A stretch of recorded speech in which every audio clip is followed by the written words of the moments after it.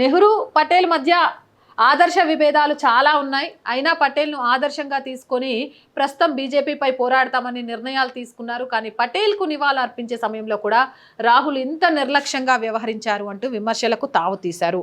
నిజంగా ఆ వీడియో చూస్తుంటే మీకు ఆయన చిత్తశుద్ధితో సర్దార్ వల్లభాయ్ పటేల్ గారి మీద అభిమానంతో ప్రేమతోటి ఆయన ఆదర్శంగా తీసుకొని అడుగులు ముందుకు వేయాలని పూలదండ వేసినట్టు అనిపించిందా? ఏందా ఇసురుగొట్టుడు? రాహుల్ గాంధీ సార్, సర్దార్ వల్లభాయ్ పటేల్ ఉక్కు మనిషి, ఇట్లా అనిపిస్తుంది మాకు ఆయన తలుచుకుంటే. ఏంది మీకు అంతా?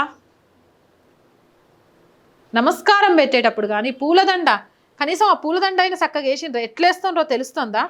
ఏదో దండేసో నమస్కారం పెట్టేస్తే అయిపోయింది, గంతేనా? అయినా మీరు ఏ నాయకుడికి విలువిచ్చారు చెప్పండి? గాంధీ కుటుంబానికి తప్ప.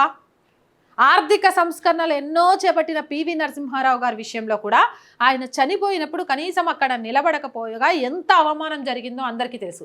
సర్దార్ వల్లభాయ్ పటేల్ గారి విషయంలో ఏం చేశారో తెలుసు. ఈరోజు భారతదేశ రాజ్యాంగ నిర్మాతగా పేర్కొంటున్న డాక్టర్ బిఆర్ అంబేద్కర్ గారి విషయంలో ఏం చేస్తున్నారో తెలుసు. మత ప్రాతిపదికన రిజర్వేషన్లను ఇవ్వద్దు అంటే ఆయన ఆశయాలకు తూట్లు పొడుస్తూ, ఆయన ఆశయాలను దెబ్బగొడుతూ మత ప్రాతిపదికన రిజర్వేషన్లు ఇస్తామని చెప్తున్నారు.